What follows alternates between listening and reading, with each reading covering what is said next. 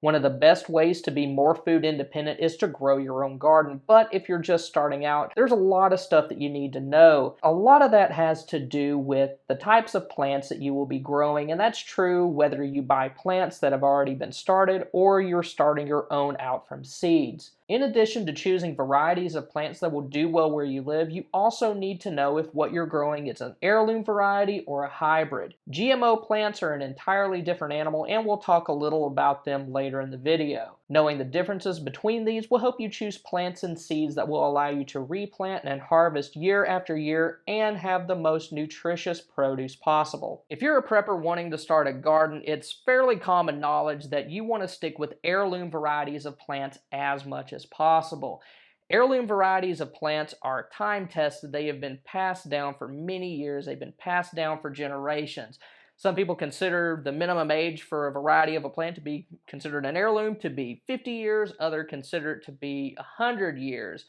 But the bottom line is these are open pollinated plants that grow true to type year after year. They have been consistent and they've proven themselves.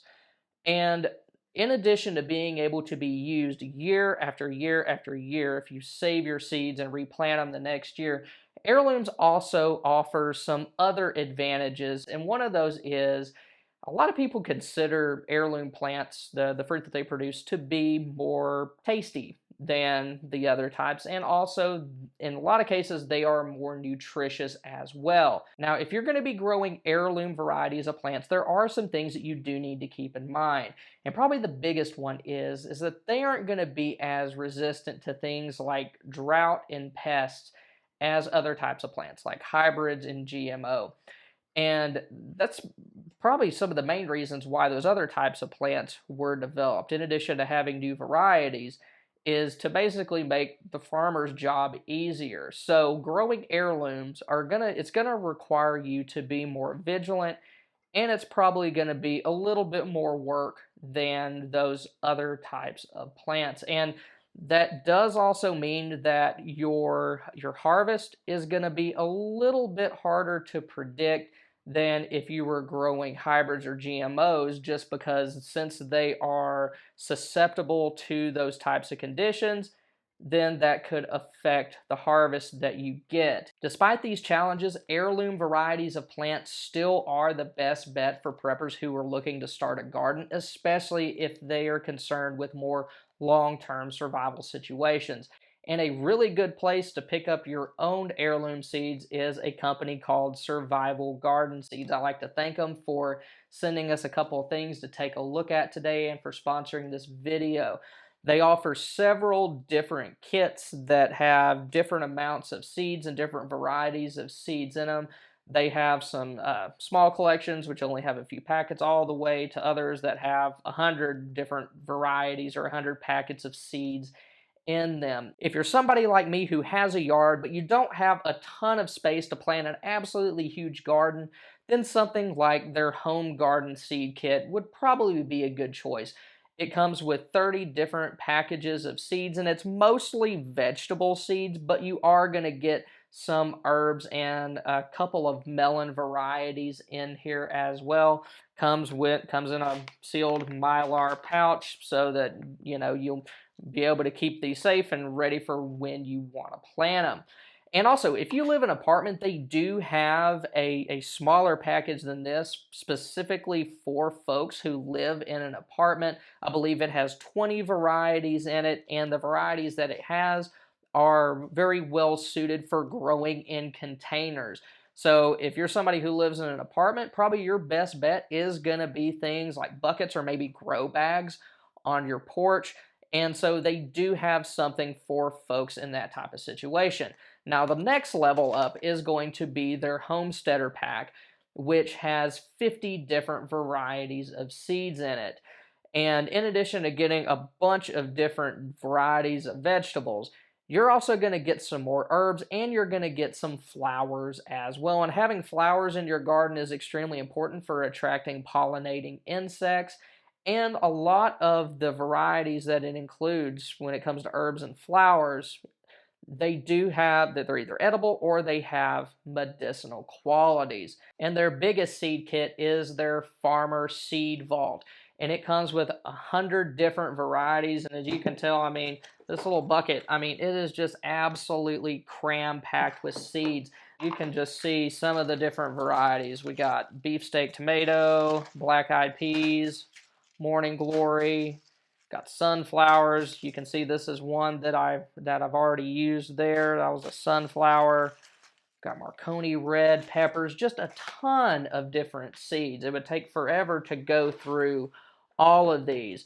Now, if let's say you're somebody like me and you don't have a whole lot of room to set up a garden, you might be thinking, well, what in the world could I use this for? Well, what I did is that I let my mom go through it. I let my mother-in-law go through it. And there was stuff that I wasn't really going to grow that they were like, hey, I'd love to grow this.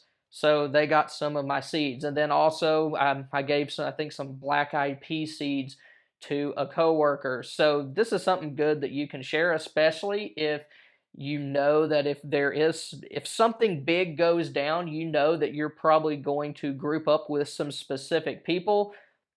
Then those could be the folks that maybe you share some of these seeds with. And right now, Survival Garden Seeds is offering 10% off of their home garden, homesteader, and farmer seed vaults right now. So that's 10% off on Amazon.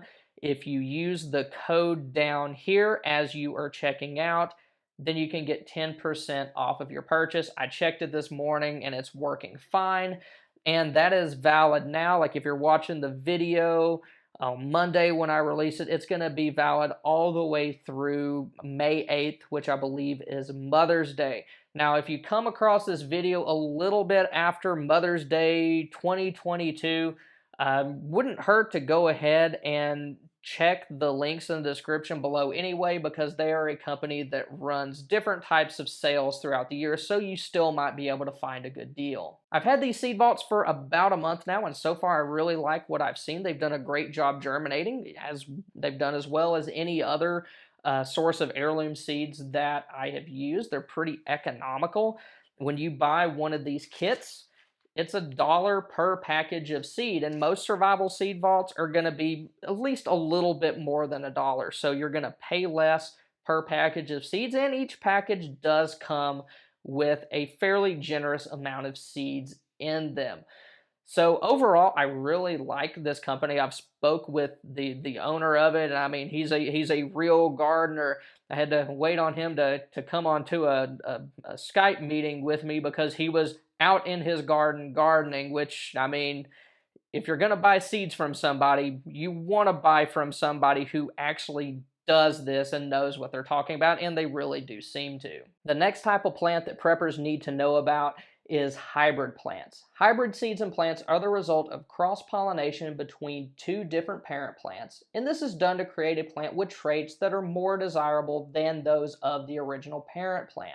Many plants and seeds that you see at large retailers are hybrid plants. And hybrid plants, they do have some positive attributes. Most notably is they are going to be resistant to disease, more so than maybe heirloom varieties would be in a lot of cases.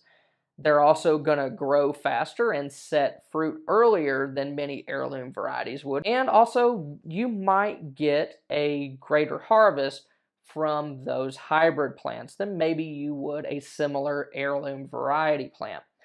Now, one thing to remember is the hybrid plant's Achilles heel, and that is that you cannot save the seeds that you collect from the fruit in from those plants and then plant them again year after year. What happens a lot of time is you might save the seeds and you might even get them to germinate and produce a plant.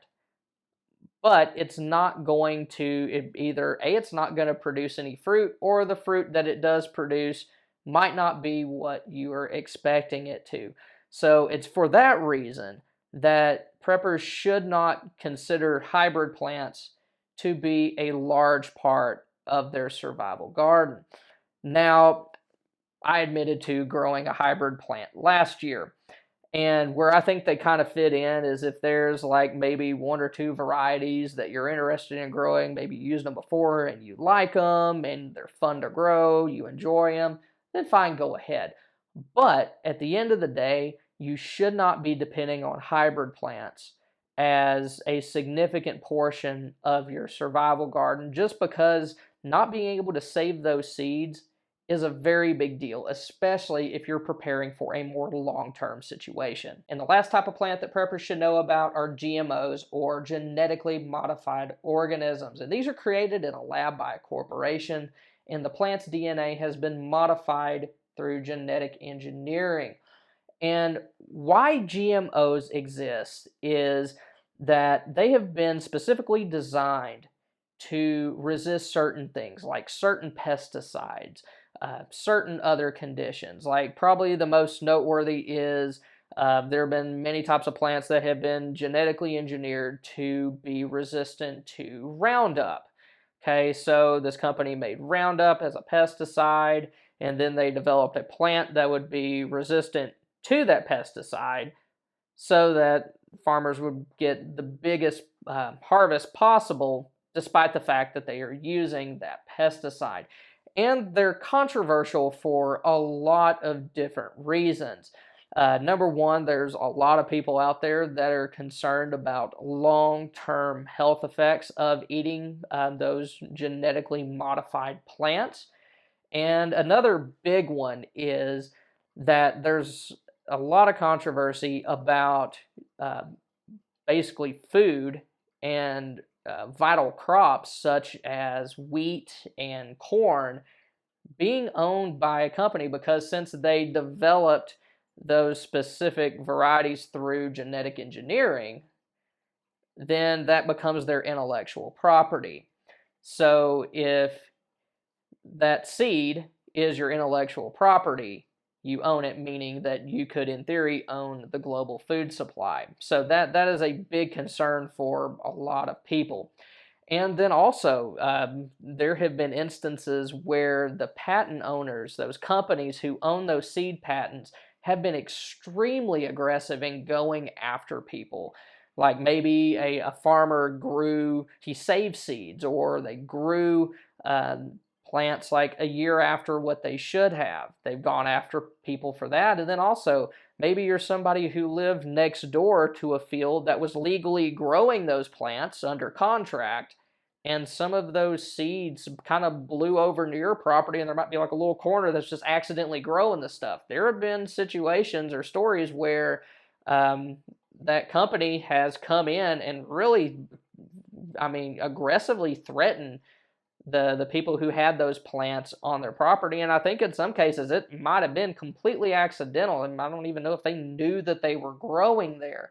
So there's a lot of controversy with those GMO plants. But at the end of the day, most everyday people aren't really going to have to worry about GMO plants finding their way into their own private garden. And the reason for that is genetically modified crops are more meant for large-scale agriculture. Okay, you're not going to be able to go to maybe your local nursery, your like Walmart, Tractor Supply, Lowe's, wherever, just throwing some examples out there. You're not going to be able to go in there and buy one genetically modified tomato plant.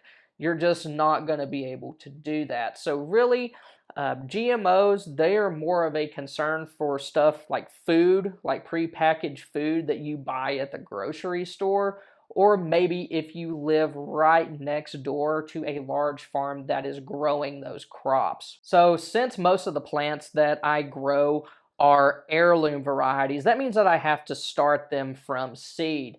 I prefer to start my seeds inside, and the reason why is where I live in East Texas, the weather is incredibly bipolar. We could have freezes into April, and I don't really want to wait that long to get started. So I start them inside in the Aero Garden. Aero Gardens are a great way to start seeds inside. They make germinating extremely easy, extremely reliable. And then from there, I'll move them into a peat pot and let them grow a little bit more inside of that. And the great thing about a peat pot is that when you go to put it in its permanent container later on in the season after you know the last frost has passed, it doesn't disturb the root system that's growing inside of that pot. You just put the whole peat pot down in there, it decomposes over time, and then everything is fine after that. And also, the plant can use that peat pot as nutrients, so it kind of becomes food as it breaks down. And while they are in those peat pots, while I'm waiting to make for certain that the last frost has passed, I'll stick them outside, let them harden off so that when I stick them out in the sun, they don't just die right away because they're not used to that yet.